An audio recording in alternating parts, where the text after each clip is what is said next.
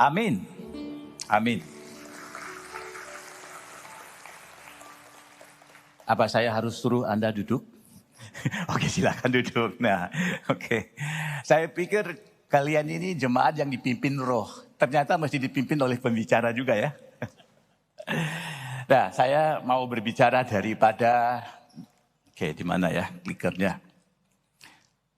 Saya mau berbicara hari ini daripada bagian firman Tuhan ini, Hakim-Hakim pasal 6. Tapi saudara enggak usah lihat Alkitab. Saudara enggak usah lihat HP ya. Semua sudah ada di screen ini. Ya, minim kalau saudara tidak mau lihat screen, lihat saya aja. Oke. Nah, mungkin Anda belum kenal saya, nama saya Benaya Naris. Dan kadang-kadang saya punya krisis identitas. Kenapa? Karena ada satu waktunya seorang ibu beberapa tahun lalu lah, 5-6 tahun lalu dia ketemu saya. Dia bilang saya pernah kenal satu hamba Tuhan yang namanya persis seperti Bapak. Saya lagi pikir di hati saya, nggak ada orang lain, saya.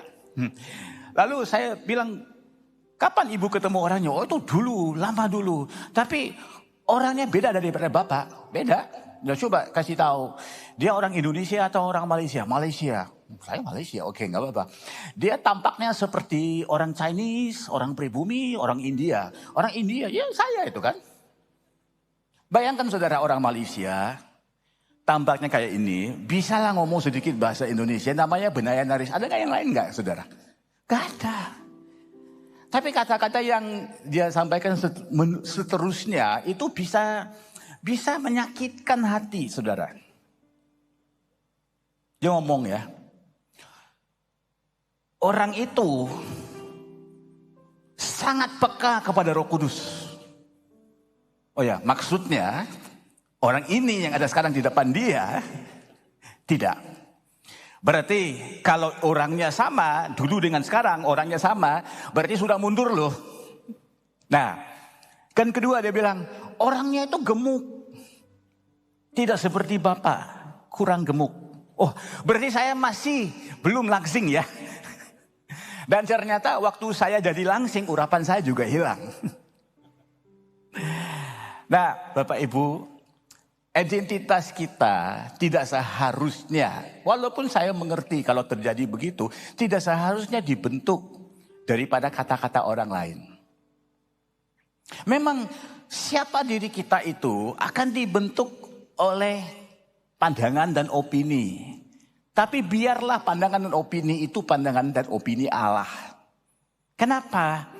Karena Allah adalah menurut saya, dan nanti Anda bisa lihat dari Alkitab, kenapa saya mempunyai pemikiran seperti itu. Allah adalah pribadi yang paling utuh yang saya pernah kenal. The most secure person.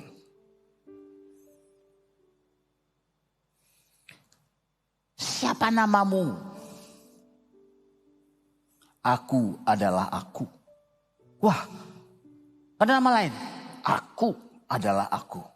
Apabila orang bertanya kepada kamu, siapa nama Tuhan yang mengirimmu?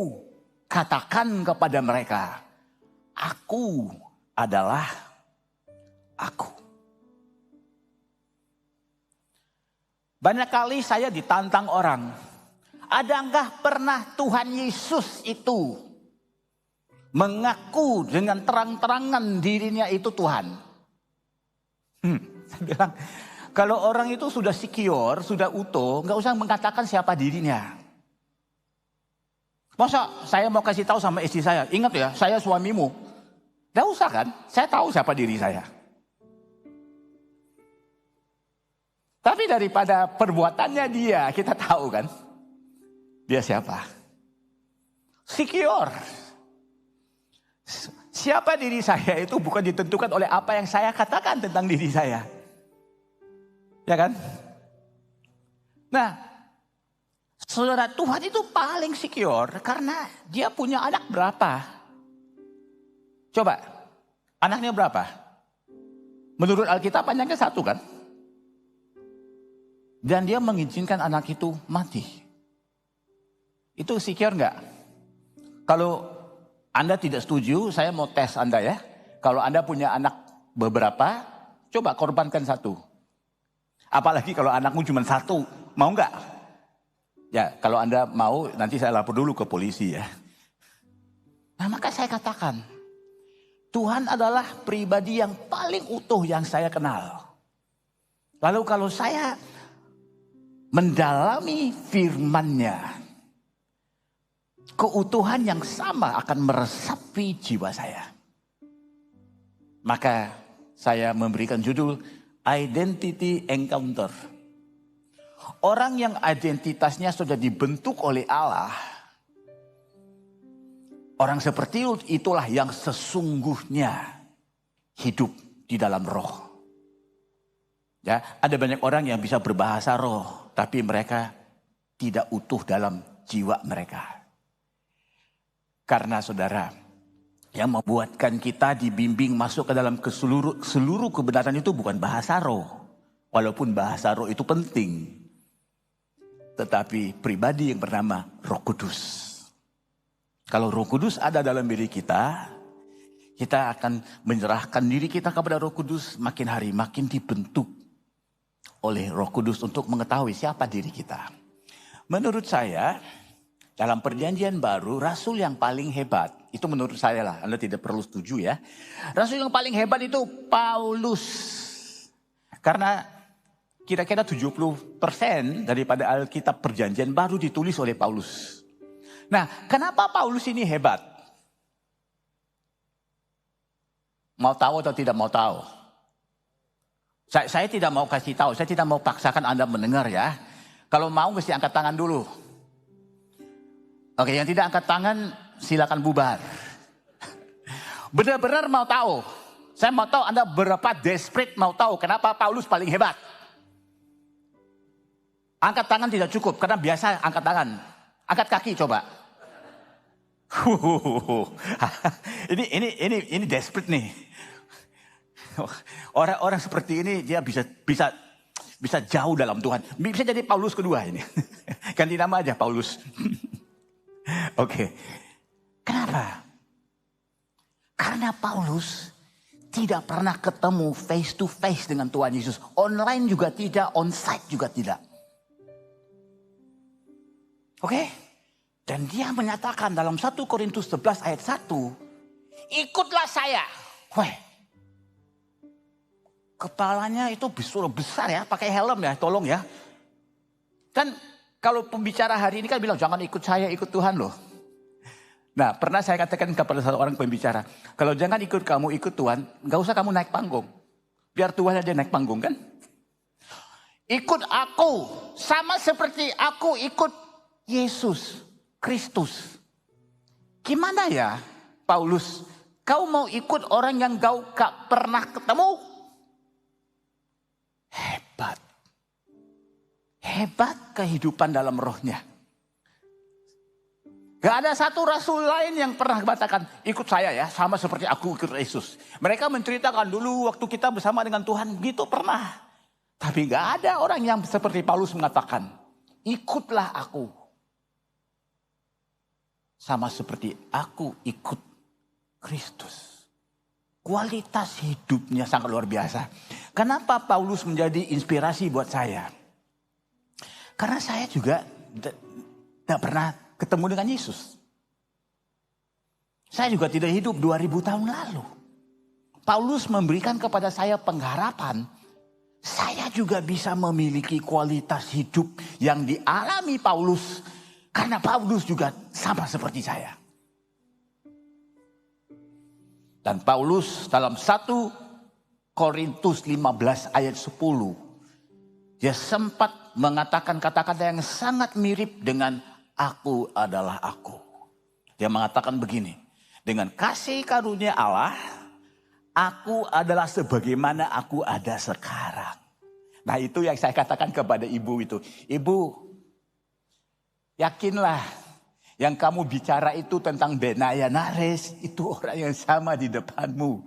Dan karena kasih karunia Allah, aku ada sebagaimana aku ada sekarang. Dan aku tidak pernah mau menjadi seperti orang yang pernah ada dulu. Biarpun dulu juga oke. Karena kalau hidup dalam roh, kita nggak mau mundur. Kita nggak mau pikirin masa lalu kita. Kita mau maju. Amin, saudara. Nah, karena itulah saya katakan Tuhan adalah pribadi yang paling utuh. Nah, Bapak Ibu udah puas ya? Saya punya slide 22. Ini baru satu slide sudah 15 menit, cukup lah ya. Saya pikir kita bubar aja kan. Ini saya simpan supaya nanti diundang lagi sekali lagi kan. Mau saya langsung teruskan? Ayo, saya teruskan. Kasihan yang sudah siapin slide ini nanti kalau saya nggak pakai kan. Gara-gara mereka saya teruskan ya, oke. Sorry di sini ya. Harusnya ke kiri kan. Nah, oke. Nggak apa-apa. Di situ ada satu penolong saya. Bukan Roh Kudus, tapi penolong. Oke. Biar mereka yang clicking. Saya nggak clicking ya. Anda clicking. Tolong boleh? Oke. Mau klikernya? Bisa dibantu ya? Oke. Anda nggak usah berdiri ya, saya bacakan.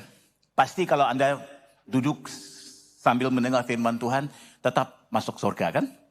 Kemudian datanglah malaikat Tuhan dan duduk di bawah pohon tarbantin di Ofra. Kepunyaan Yoas, orang Abiezer itu, sedang Gideon, anaknya, mengirik gandum dalam tempat pemerasan anggur agar tersembunyi bagi orang Midian. Nah, saudara, saya sebut sedikit.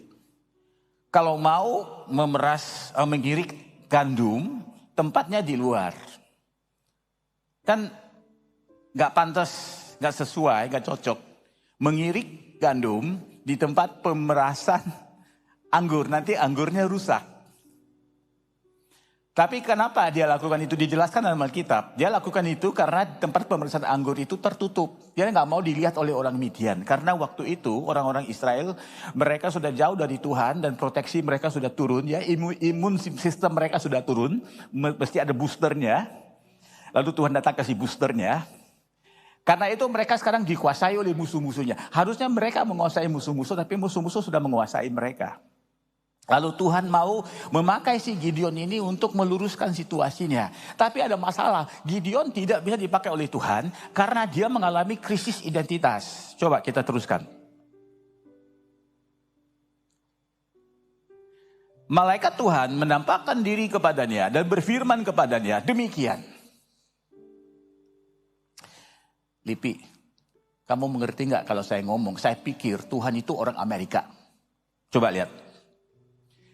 Orang ini kan kayak pecundang, penakut. Apa yang Tuhan bilang kepada dia? Tuhan menyertai engkau, ya orang yang penakut.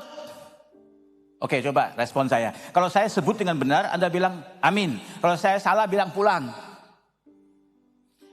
Tuhan menyertai engkau, ya orang yang takut. Apa salahnya saya? Memang orangnya penakut. Kita harus ngomong yang seperti apa adanya, betul? Bukankah Tuhan itu memiliki segala kebenaran? Bukankah kebenaran itu menyatakan apa yang seperti apa adanya? Sekali lagi saya mengulang.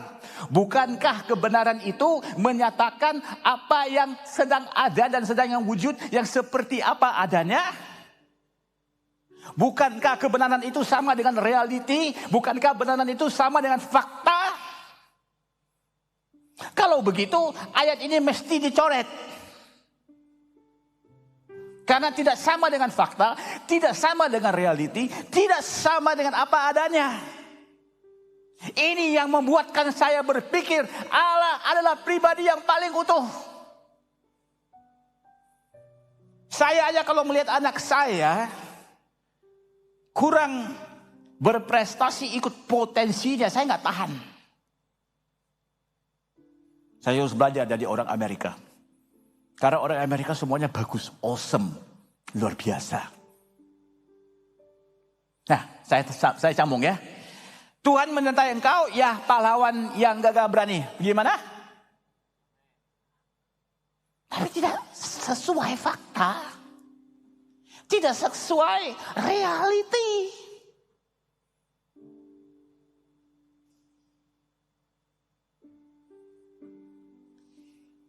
Ini yang namanya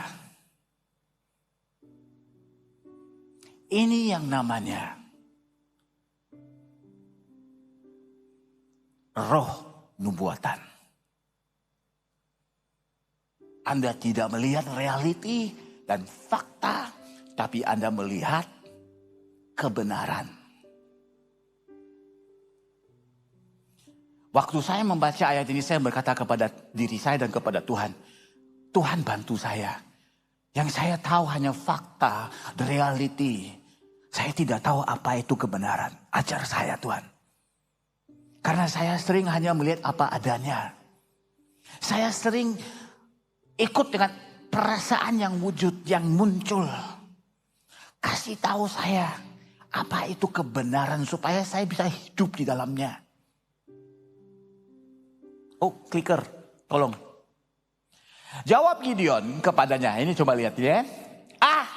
Tuanku, jika sebetulnya Tuhan menyertai kami, kenapa semua ini menimpa kami?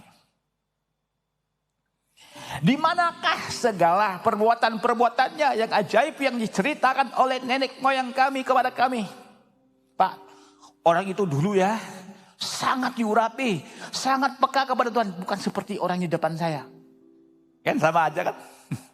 Oke, saya nyambung.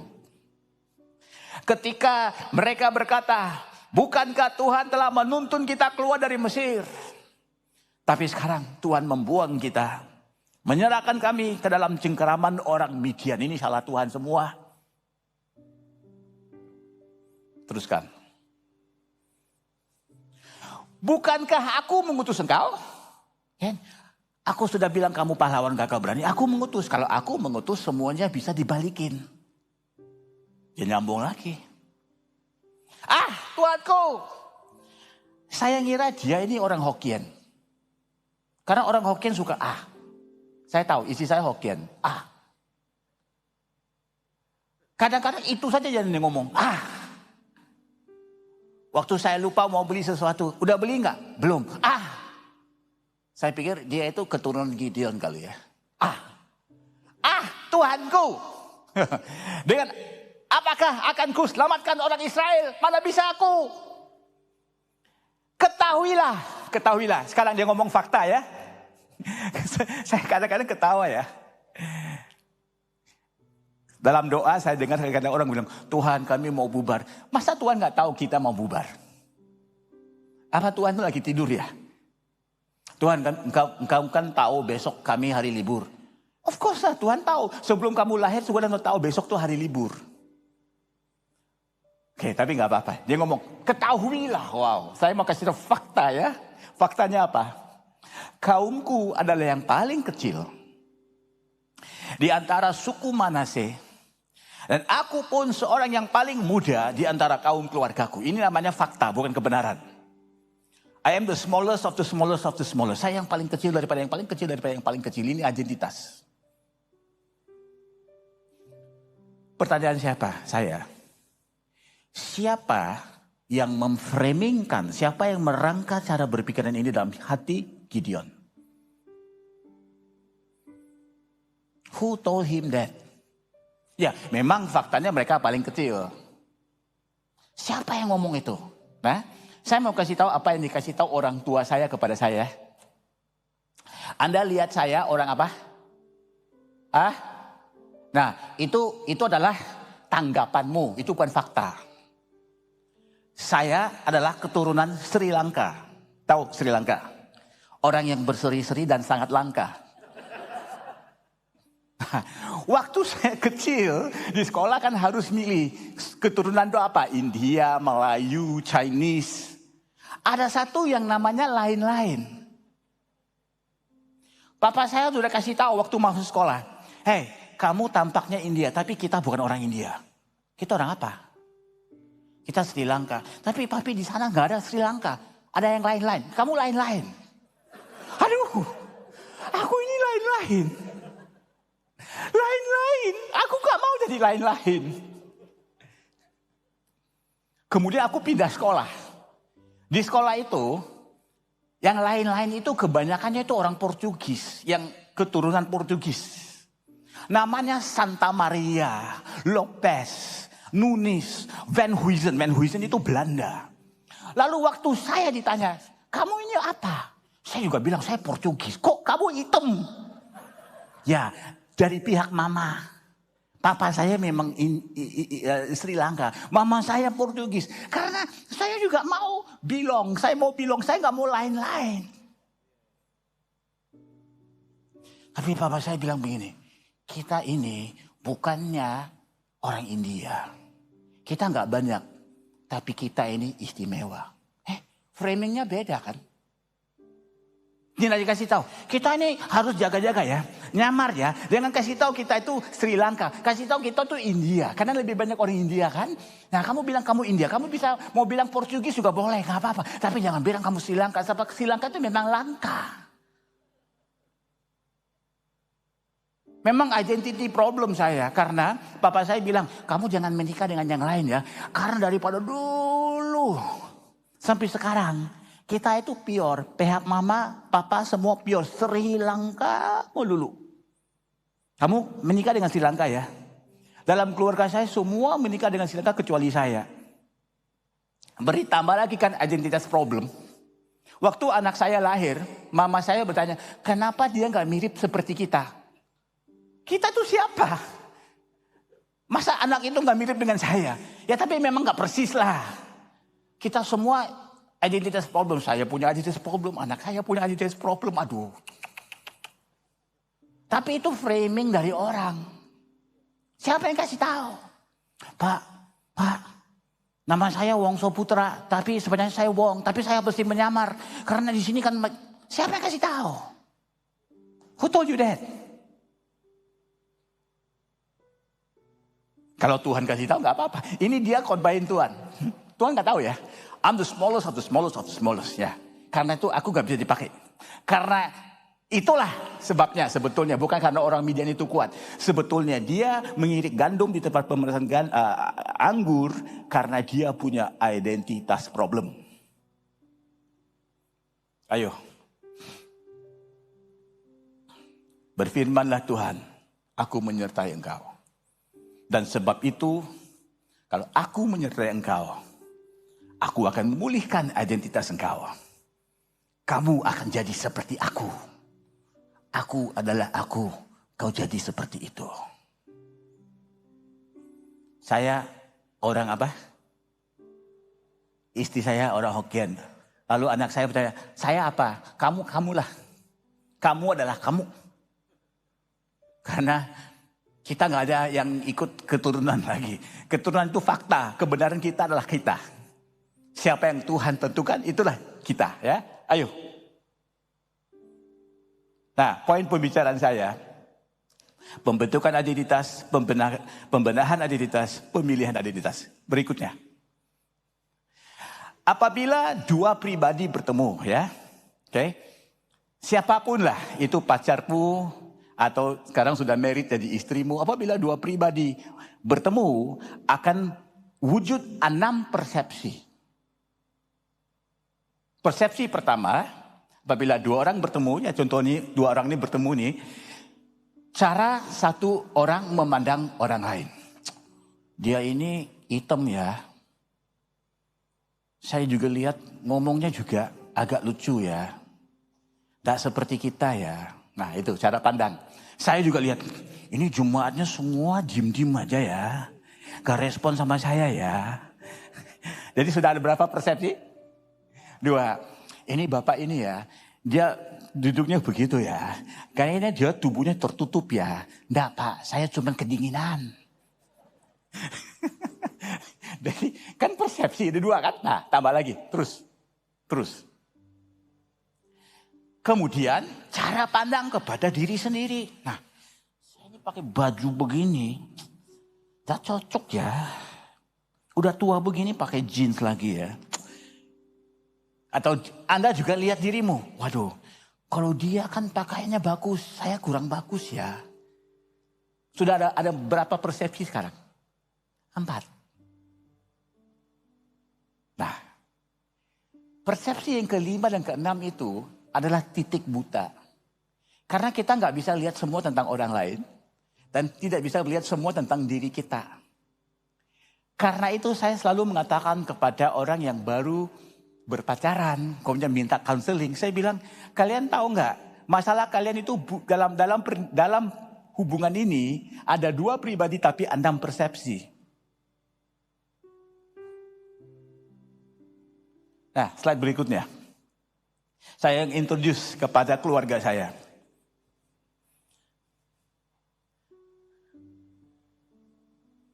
Berikutnya, nah ini keluarga saya ya. Jangan tanya yang di sebelah kanan itu siapa. Itu saya lah, oke? Oh itu lebih ganteng ini, tidak sama ya. Saya itu, aku adalah aku. Oke, nah. Anda pinter nggak matematik? Ya, pinter atau tidak? Ada orang nggak pinter matematik tapi hitung duit, wah hebat. Nah saya mau tahu, ini Anda pinter matematik nggak? Oke, kalau 2 orang ketemu, ada 6 persepsi. Ya kan? Tapi kalau dalam satu keluarga ada 4 orang, ada berapa persepsi? Pak, saya cuma mau dengar firman Tuhan, bukan mau belajar matematik. Ya memang ini firman Tuhan. Anda tahu, dalam keluarga 4 orang, persepsi akan ada 20. Tapi kalau mau tahu rumus nanti ketemu saya sudah hitung. Akan ada minimal 20 persepsi.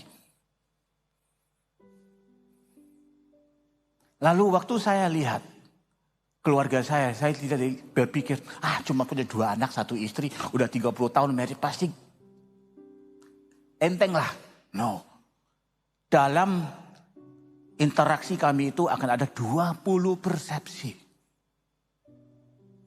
Wow. Belum lagi, ini baru ngomong 20 persepsi kalau orang itu gak punya masa lalunya yang tersendiri. Saya ceritakan, yang di tengah itu ya, tahu ya, istri saya. Belum tahu backgroundnya. Ayahnya punya istri 3.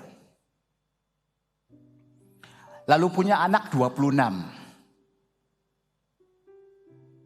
Kenapa? Karena zaman dulu nggak ada listrik. Aktivitas mereka itu aja. Kan pabrik sudah 3. Saya istri 3. Anak 26. You don't understand. Saya kasih tahu. 3 istri, 1 kota. Rumah yang beda-beda. Bisa saja 1 tahun, 3 istri pun hamil. Kemudian melahirkan anak. 6 tahun kemudian masuk sekolah, kelas sama. Semua nama farm sama, tapi dari rumah yang beda. Ngerti? Lalu gurunya juga bingung, ini apa ya? Kenapa mirip-mirip tapi dari alamat yang beda? Sehingga papinya, saya pernah diceritakan istri saya, papinya 1 hari di rumah, istri saya ajakin 2 adik tiri nggak tahu ya, sama usia kan, saudara tirinya, ayo main di rumah. Jadi ada 3 orang main di rumah. Papinya masuk ke rumah itu, dia lihat ada 3 orang bermain. Tanya sama istri saya, itu teman-teman kamu ya? Karena 26 anak sih, you gak ingat semua. Besar dalam keluarga seperti itu. Itu siapa? Nah, saya gak pernah punya masalah dengan mertua saya. Karena mertua saya yang menantunya yang India cuma 1. Dia nggak bisa lupakan. Dia mau lupakan tapi nggak bisa. Oke? Dia nggak bisa. Nah. Anak-anaknya ada yang marah dengan dia. Dia cuma menantu ingat namanya. Ya karena dia India 1 aja kan. Saya bilang, saya bukan India. Saya Sri Lanka. Saya sudah bilang banyak kali. Sri Lanka atau lain-lain.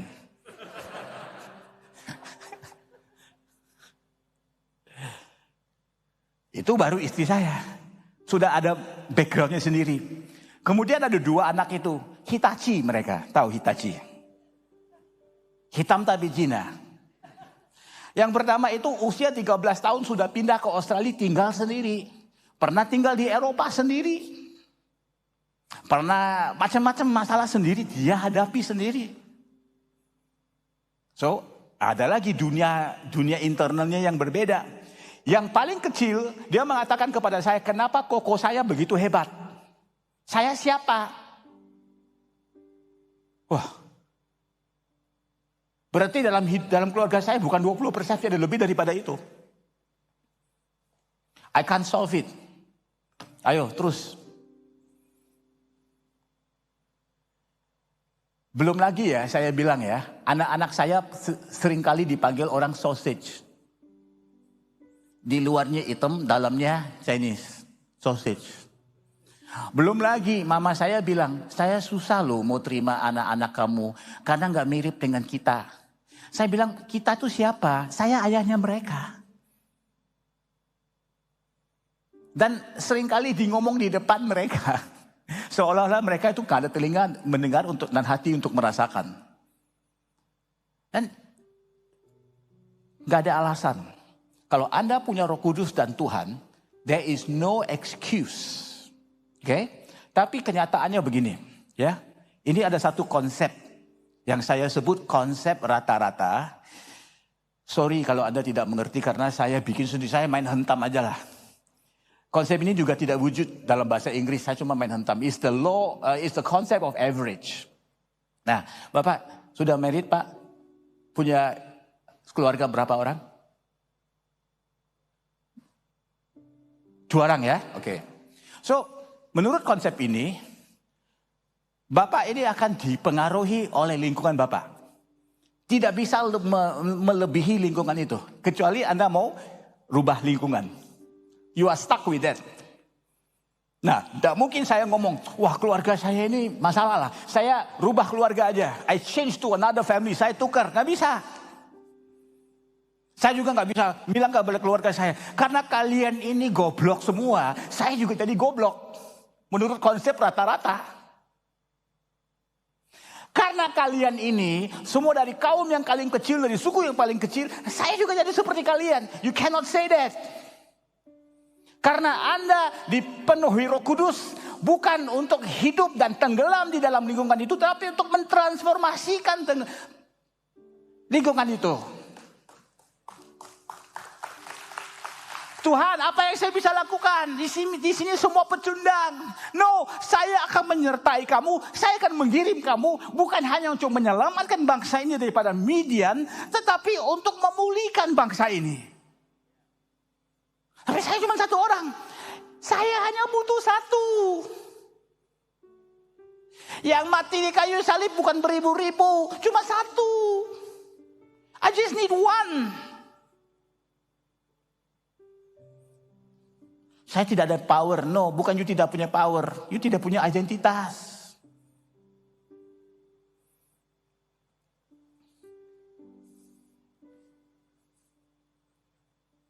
Ini seperti olahraga. Saya lawan jamnya. Di sini ada istilah mahar ya. Apa itu mahar? Apa? Mas kawin ya? Oke. Saya nggak akan tanya, yuk kamu bayar mahar berapa ya? Atau kamu yang dibayarin maharnya? Saya nggak tahu. Saya nggak tanya ya. Tapi saya cerita. Di satu pulau, di Pasifik sana, bukan Indonesia ya. Di sana mahar itu dibayar pakai sapi. Bukan pakai duit. Pakai sapi. Ya. Untung juga kan. Kalau kamu mesti bayar sapi gimana? Mesti angkut sapinya segala kan. Wah, susah. Dia juga kalau dikasih sapi, apa yang dia mau bikin? Steak. Minum susu melulu. So, bayar pakai apa? Sapi. Dan yang paling sadis itu, sapi menjadi ukuran nilai pengantin perempuannya. Kalau dia lebih atraktif, lebih cantik, jumlah sapi lebih banyak. Nah, jadi catatan rekod sapi yang paling banyak pernah dibayar untuk mahar seorang pengantin di pulau itu, standarnya menurut cerita orang, standarnya adalah 4. Kamu bayar berapa dulu ya? Oke, never mind. 4. Pak, dulu pernah bayar sapi berapa? Dikirim burger aja, Pak. Oke, no, just joking. 4. Nah, lalu cowok-cowok di situ, mereka tuh memang nakal, suka kumpul seperti di bursa saham, tapi ini bursa pengantin. Mereka lagi bicara, wah nanti aku kalau mau incar dia, aku bayar cuma 2 dong. Karena dia gak terlalu menarik. Habis kenapa kamu mau incar dia? Karena aku juga tidak terlalu menarik. Aku mengukur diriku sendiri kan. Oh oke. Kemudian mereka bicara lah seperti pas bursa itulah ya. Mereka yang ini berapa, yang itu berapa nilainya itu. Mereka buat valuasinya. Kemudian ada satu cewek yang mereka bicara. Kalau yang ini, aku gak kasih sapi. Dia yang harus kasih sapi kepada aku. Sadis kan, sadis. Kalau si cewek itu mendengar itu gimana identitasnya, rusak kan? Tapi ada satu pemuda di situ yang gila. Mungkin sudah terkena penyakit sapi gila. Nggak, untuk cewek itu aku bayar 6 sapi. Kamu gila. Dia itu not worth it. Apalagi di pulau kita cuma maksimum kita bayar 4. Kamu mau bayar 6. No, saya bayar 6 karena memang dia nilainya 6. How can? Stupid. So, pemuda itu dia menggenapi niatnya dia melamar wanita itu. Menawarkan 6 sapi kepada wanita itu. Ayahnya bilang apa lagi? Haleluya, puji Tuhan. Doa puasa saya sudah dikabulkan. Saya cuma minta 2 sapi dikasih 6, luar biasa. Nanti saya kasih perpuluhan, 1,6 sapi. No, sorry, matematik saya salah. 0,6 sapi. Terima 6 sapi, perpuluhan 0,6 sapi. Lalu mereka married. Tapi setelah married pindah jauh-jauh. Tinggal di satu bagian lain pulau. Jauh daripada lingkungan ini. Tinggal jauh. Memisahkan diri daripada lingkungan yang sedia ada itu. Tinggal di sana 15 tahun, 20 tahun. Sudah punya anak 2, 3. Setelah itu kembali lagi baru mengunjungi orang tuanya. Waktu mereka datang, sudah punya anak 2, jadi rombongannya 4. Orang semua lihat, masih ingat ini pemuda ini masih ada lah. Tampaknya masih ada, bisa recognize ya. Familiar ada ya. Tapi ya memang 2 anak itu mereka tidak pernah ketemu. Tapi yang wanita itu siapa loh? Karena wanita ini luar biasa atraktifnya, cantik sekali. Siapa dia? Lalu mereka merasakan curiga ya, something happen ya. Mungkin istri yang pertama sudah dibunuh atau apa, ini yang kedua ini ya. Karena ini gak sama dengan yang dulu tuh memang terrible. Ini bagus.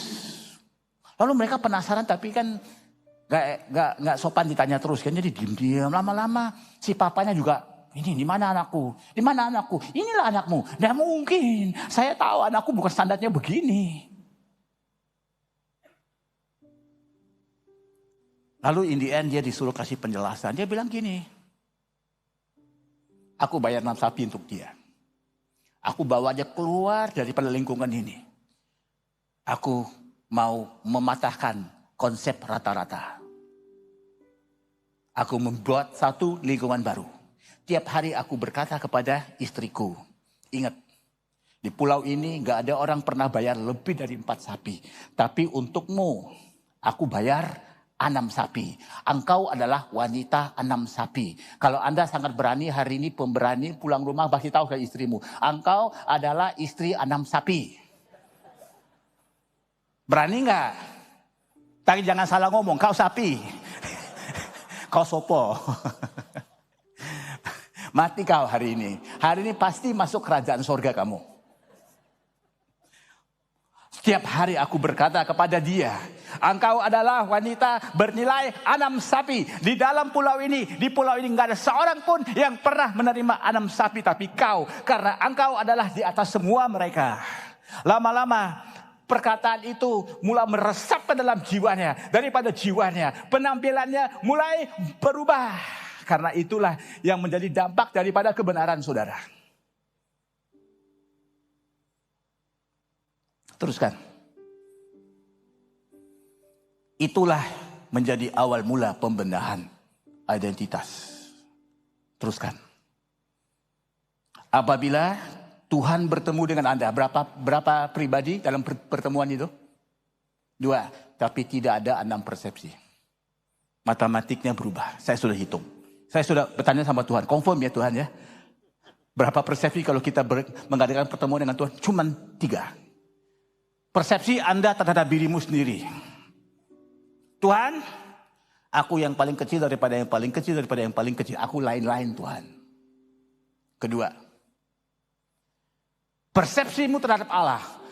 Kalau engkau peduli, kenapa semua ini terjadi? Ketiga, cuma di situ toh, nomo, gak ada lagi kebenaran Tuhan. Kesimpulannya Tuhan sedang berkata kepada Gideon, yang 1, 2 itu hilangkan. Terima yang ketiga ini. Just take this. Take this. Terima ini. Dan pergilah di dalam identitas ini. Hidupmu berubah, hidup orang lain berubah, lingkungan berubah, kehidupan orang lain berubah. Aku adalah aku, engkau juga akan jadi sebagaimana aku inginkan engkau. Ikutlah aku.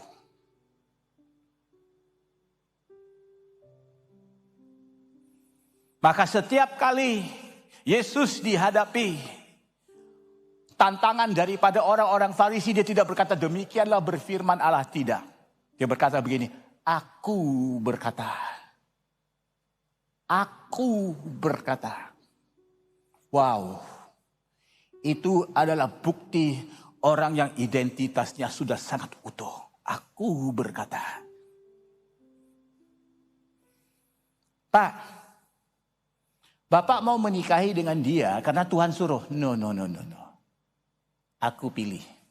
Bapak gak takut. Bapak itu berasumsi bahwa itu pilihan Allah. Tidak, aku hidup dalam Tuhan. Aku menyerahkan jiwaku kepada dia. Dan dia akan pimpin aku. Dan setelah aku menikah dengan dia, dialah pilihan yang tepat. Kalau ada yang kurang, aku akan nambahkan. Itu namanya kebenaran. Apakah setelah itu Gideon tidak mengalami masalah? Oh, banyak tantangannya. Tapi Tuhan akan tambahkan. Nah, berikutnya.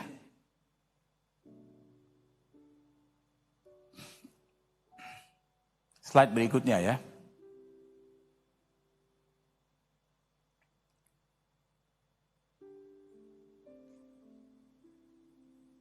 Pemilihan identitas. Coba lihat slide yang berikutnya. Terakhir ya. Oke, sorry, sebelum itu. Sebelum itu, kayaknya yang ini loh. Tadi nggak muncul kan? Muncul ya? It's okay. Everybody make mistake, nobody perfect.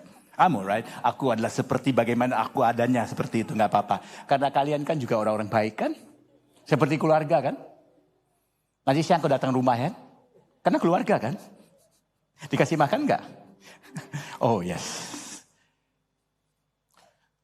Saya selesaikan dengan ini. Ini namanya game changer. Oke? 1, 2, 3, 4, 5. Dari bapak pertama sampai bapak yang kelima ini kan. Nah ini 5 orang satu lingkungan. Mana-mana orang dalam lingkungan itu kualitasnya tidak bisa lebih daripada rata-rata kualitas 5 orang itu. Setuju? Oke? Jadi katakanlah semua di situ 5 tapi yang terakhir itu 10. individunya. Tapi dia sebelum kumpul dengan mereka, lalu coba rata-rata jadi berapa dia? Turun jadi 5. Turun jadi 6. 5 kali 5, 4, ya kan? 30 dibagi dengan 5 jadi 6. Jadi seharusnya kalau dia sendiri dia 10. Tapi manusia nggak bisa hidup sendiri. Dia kumpul sama orang kan. Lalu nilainya turun jadi 6. Rugi kan Pak? Rugi kan kumpul dengan mereka? Ayo pindah, jangan duduk situ, duduk sana Pak. Nah itu bukan caranya. Kalau Tuhan sudah taruh kamu di situ, cari game changer untuk merubah nilai kelompok itu. Bagaimana caranya? Undang Tuhan masuk. Nah, Tuhan nilainya itu infinity. Kalau infinity masuk dalam lingkungan itu, apa yang jadi nilai rata-rata lingkungan itu? Ini logika, ini bukan pewahyuan. Ya, logika yang saya belajar daripada bos saya 35 tahun dulu ya. Bos saya itu adalah orang yang keempat terkaya di Malaysia. Setiap kali dia masuk dalam ruangan, dia selalu bercanda dengan kita. Hari ini nilai rata-rata kekayaan dalam kelompok ini sudah naik. Waktu saya masuk, waktu saya keluar akan turun lagi.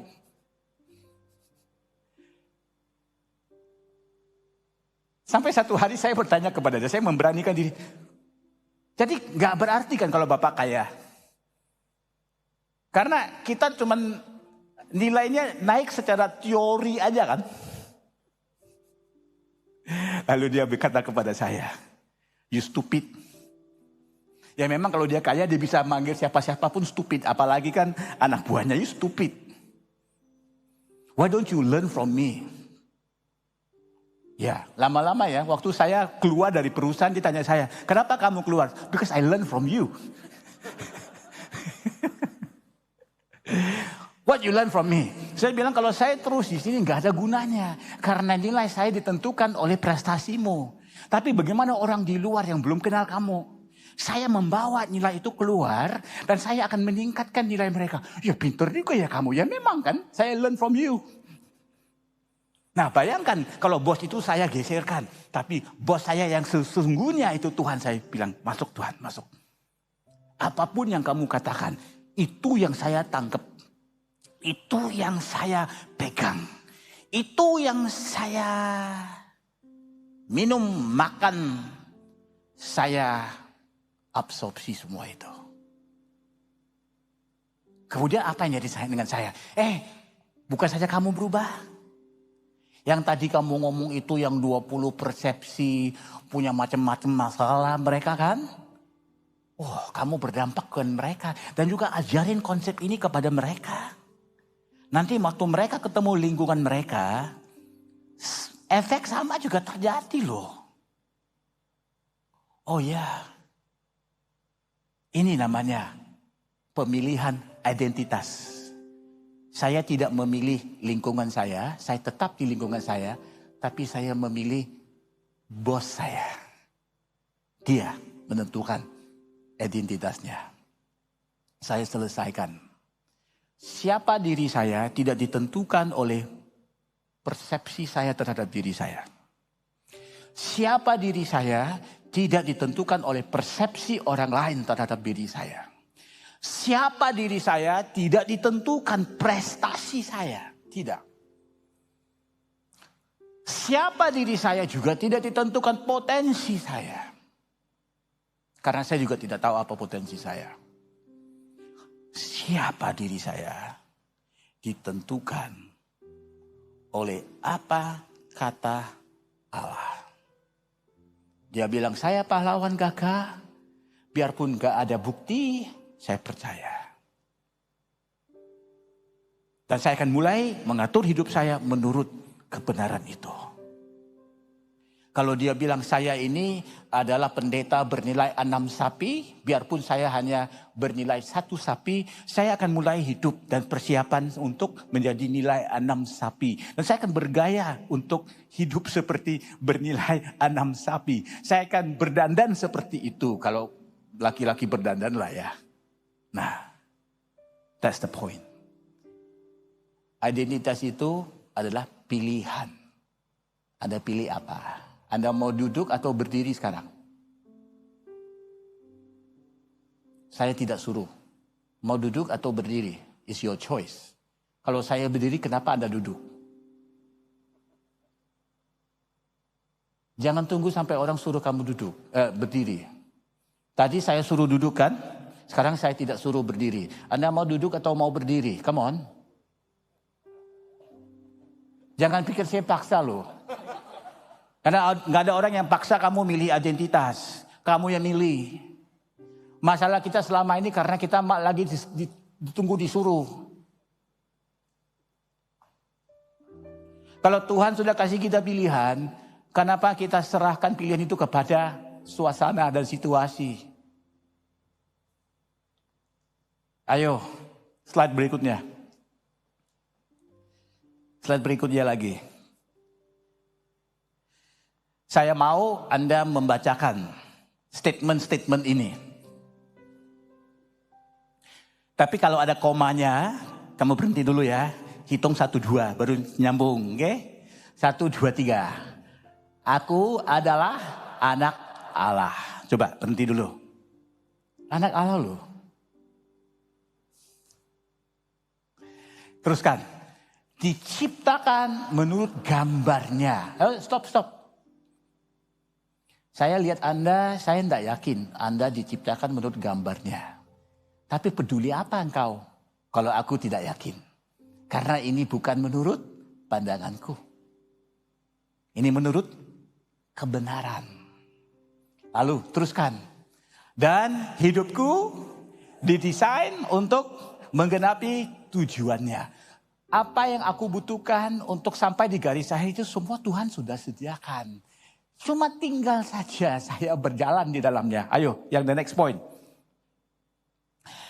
Tujuan hidup saya adalah untuk sepenuhnya mengasihi Tuhan dengan berfokus kepada sesiapa saja. Sesiapa saja.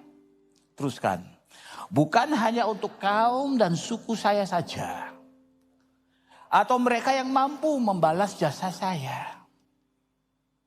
Saya tidak bertransaksi. Ini orang ngapain saya mau tolong dia kan? Apa yang dia bisa lakukan? Gue tolong dia? Dia gak tolong gue. No. Teruskan. Nilai diri saya ditentukan oleh harga yang telah dibayarkan Yesus. Oke, kalau Anda tidak setuju dengan poin pertama, kedua, yang ketiga itu Anda sudah knock out. Sudah teler waktu itu. Waduh, tidak ada argumentasi ini. Tidak ada yang lebih berharga daripada darah Yesus. Anda bukan hebat kan? Siapa hebat? Hah? Dulu saya pikir saya hebat. Kemudian saya married. Baru saya tahu saya tidak hebat. Karena istri saya ngomong, kamu tidak hebat. Lalu saya tanya, kenapa kamu menikahi saya kalau saya tidak hebat? Nah makanya saya juga sedang bertanya-tanya terus. Kenapa saya menikahi kamu kalau kamu tidak hebat? Kemudian istri saya bisa tahu saya ya. Gini, dengar. Dunia ini cuma ada satu juru selamat. Jadi cuma satu orang yang bisa mati di kayu salib. Yang lainnya mati dalam pernikahan.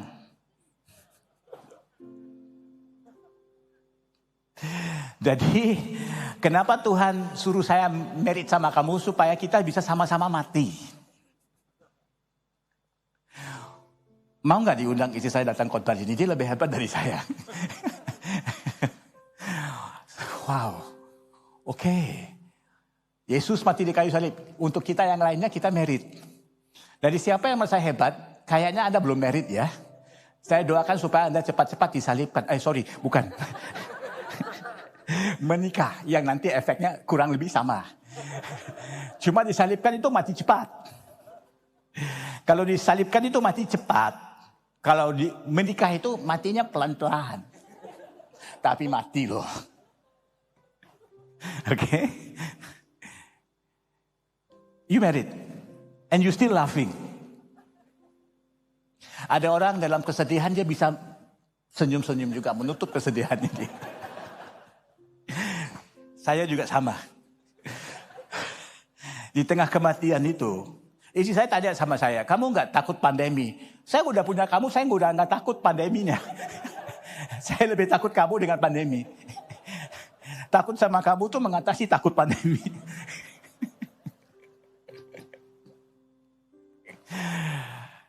Anda ketawa kan?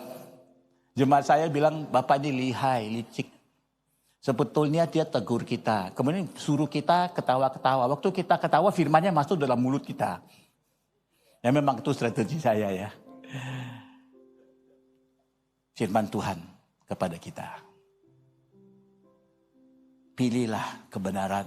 Kebenaran itu akan merubahkan semua kehidupanmu. Mari kita angkat tangan kita.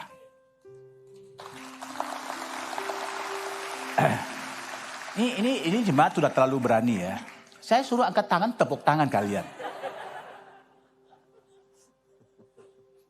Pak, Bapak kan bilang kita bisa milih. Bapak suruh angkat tangan, saya memilih tepuk tangan. Oh, Oke, alright. Itu berarti kan sudah ada dampaknya kan. Dari khotbah ini sudah ada aplikasi kan. Nah, oke. Nanti ada juga suami yang hari ini gak pulang rumah. Kenapa? Tadi aku dengan khotbah aku bisa milih apa-apa. Aku memilih tidak pulang. Nah, itu sudah ngawur ya. Oke. Itu bukan salah saya. Tuhan kami angkat tangan. Karena kami sudah kapok. Dan kami kembali di refueling. Kami kembali diisi oleh hadirat-Mu, kebenaran-Mu. Kami tidak pulang sama seperti kami datang. Dan minggu ini kami hidup dalam kebenaran ini yang akan terus menyertai kami dan mengubahkan kami pada waktu-waktu akan datang. Kami siap, sangat siap menjadi pelaku firman ini. Dan hamba berdoa Tuhan jemaat ini. Pada waktu mereka merasa lemah, pada waktu mereka merasa mau putus asa, Roh Kudus carilah jalannya untuk mengingatkan kembali kepada mereka tentang kebenaran yang telah mereka dengarkan hari ini. Supaya mereka bisa bangkit lagi dan hidup dalam kebenaran itu.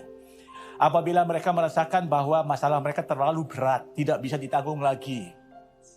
Ingatkan mereka firman ini, karena firman ini, firman-Mu mengandungi segala pembekalan yang kami butuhkan.